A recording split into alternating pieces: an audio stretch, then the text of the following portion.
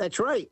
And this past week, AFRICOM came out and said that U.S. planes with U.S. pilots have carried out over 800 bombing sorties in Libya since the beginning of hostilities, and that at least 160 of those resulted in bombs being dropped on targets. One of the members of the Senate during the early debate last week was grilling the State Department General Counsel, Harold Koh, who's one of the big George Soros men proposing this humanitarian interventionist doctrine. And one of the senators said, well, by your definition, we could drop an atomic bomb on Tripoli, and as long as no American soldiers are in danger, that doesn't count as a war. So it's preposterous, and Obama should be being impeached today. The first order of business with the reconvening of the House tomorrow afternoon ought to be canceling all other business and convening the House as a grand jury to consider the impeachment of Obama. You're absolutely... And that's a serious message that the Congress is listening to the American people and that we want a radical change in policy back to our traditions. Well, if we don't, the sky is the limit, and more Obama wants to use troops domestically and the TSA against the American people. Jeff, we're going to break, but do you agree that we're also seeing a domestic spy apparatus now beginning to be turned loose against the population? Absolutely, and the president would like to go for dictatorship if he can come up with a pretext to get away with it. I want to come back and get into 9/11, false flag stage terror attacks. I want to get into Obama death care. Jeff, can you stay 15 minutes into the next hour? Love to. Okay, great. And we got Dr. Paul Craig Roberts, former head of policy, Department of Treasury, joining us on a host of other issues. And I want to go to your phone calls, too. Maybe I got to have the show go back to 4 hours. Oh, boy. You know, we'll take a few calls for Jeff Steinberg. Specific, quick questions. I want to hear from you. 800-259-9231. Stay with us. People ask how I have so much energy, how I can work 12, 14, 15, 20, 24 hours straight.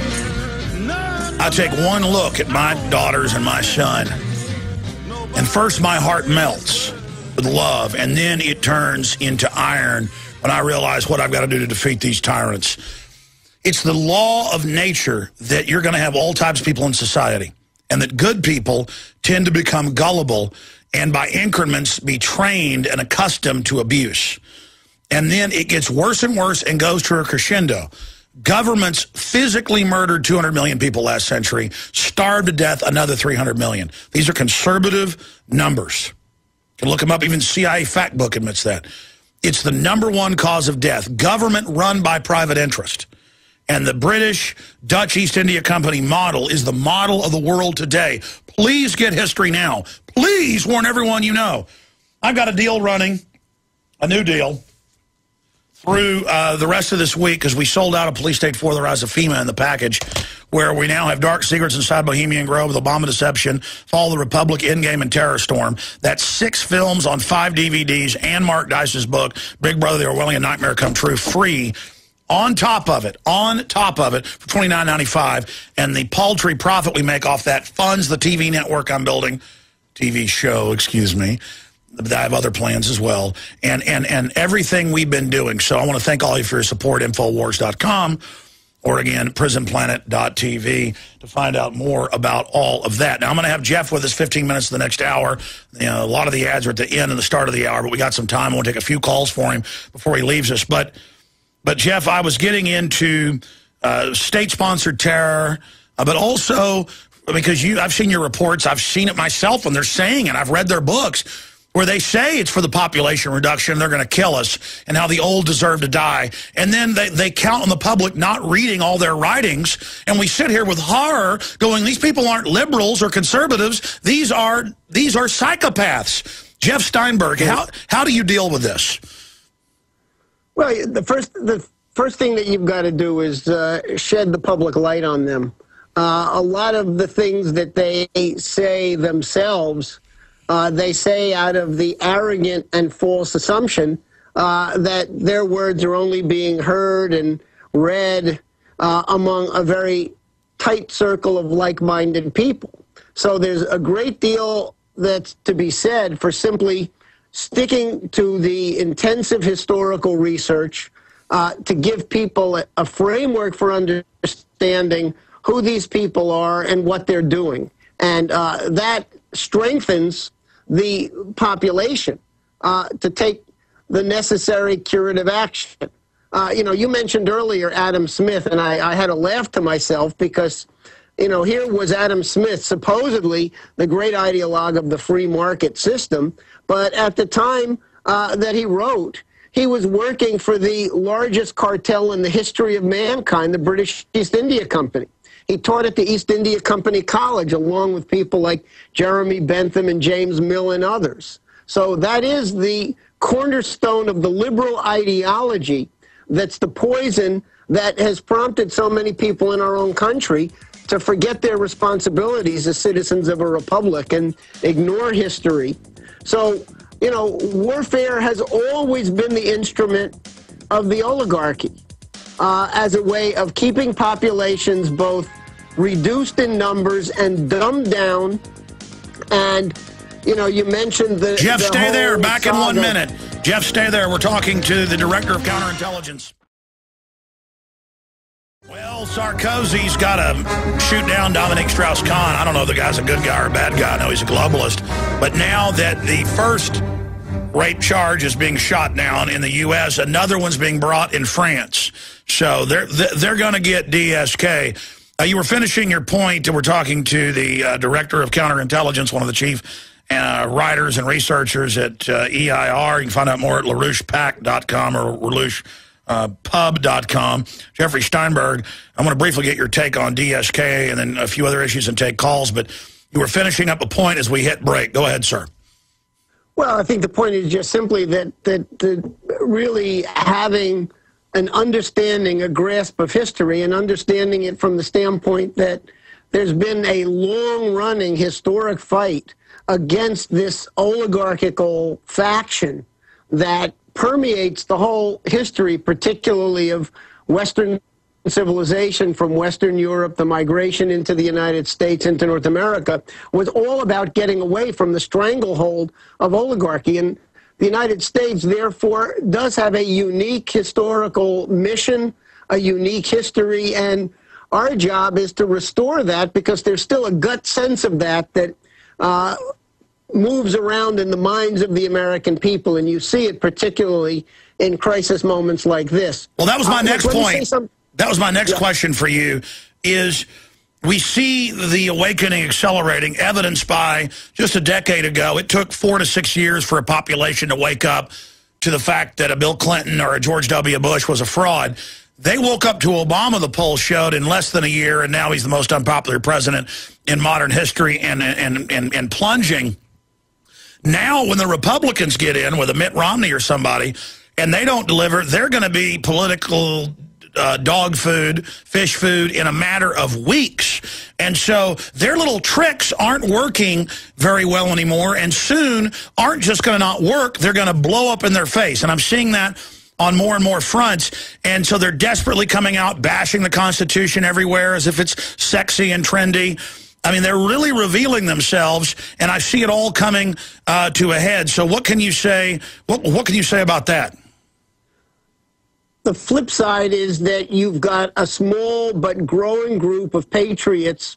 We see it in the Congress with things like the bipartisan action to reinstate Glass-Steagall, like the bipartisan suit taken out against the president for violating the Constitution. I think that the top leadership of both of the political parties have shown themselves to be completely bankrupt. That's why you've got a majority of American voters considering themselves to be independent of the two parties. So what happens when they betray us again? We have to make sure we win before that. We have a very short time fuse in which to win this Glass-Steagall fight, because that's the way we put the onus back on Wall Street. We pull the plug on their Ponzi scheme, and in many cases, these people ought to be being frog-marched off to jail. But if we win on the Glass-Steagall fight, that will be the end for the Obama presidency, and we'll see a new combination coming into being that's based on people who put country and the survival of future generations above petty partisan politics. That's what I see beginning to happen. That's what the population absolutely wants. They're responding to those politicians who change their stripes and take that position. And, you know, Mr. LaRouche has put forward very clearly the steps that have to be taken in the immediate days and weeks ahead.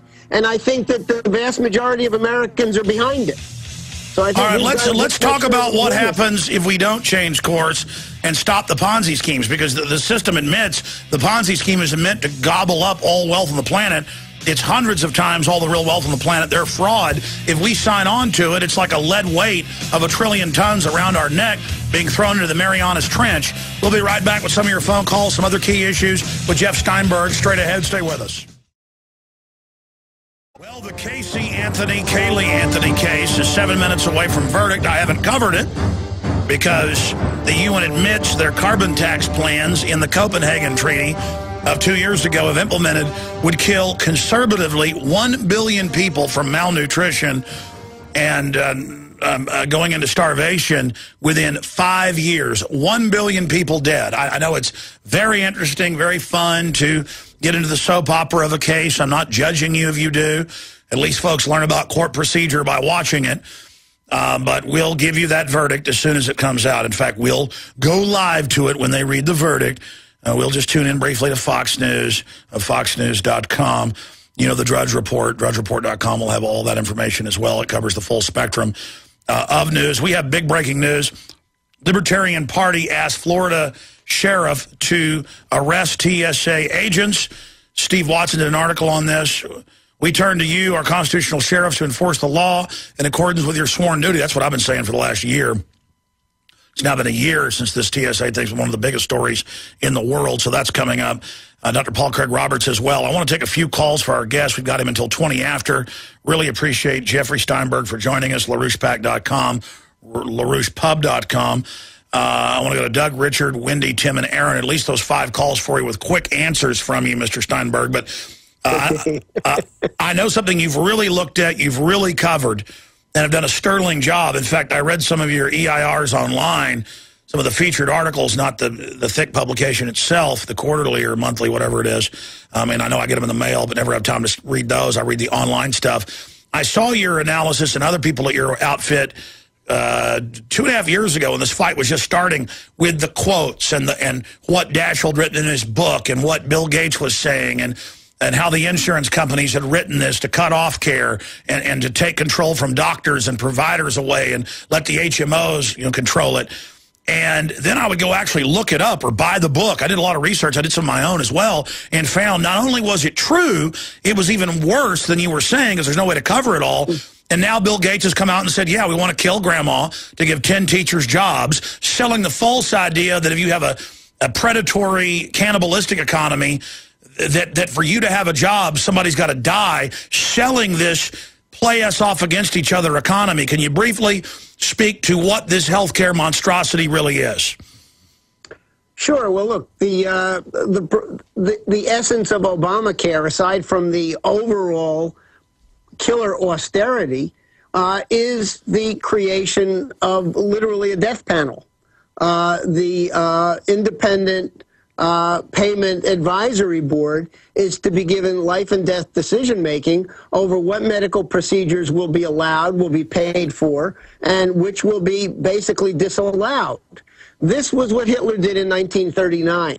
At the very outset of the Anschluss, Hitler created a euthanasia panel at Tiergarten 4. It was the physical location in Berlin where the offices were. It's identical in every respect to what Obama has created under Berwick and others, so that it's a Nazi policy. And he beta tested it as early as 35 with handicapped children at government orphanages, and they would send the little fake death certificate to the SS on file.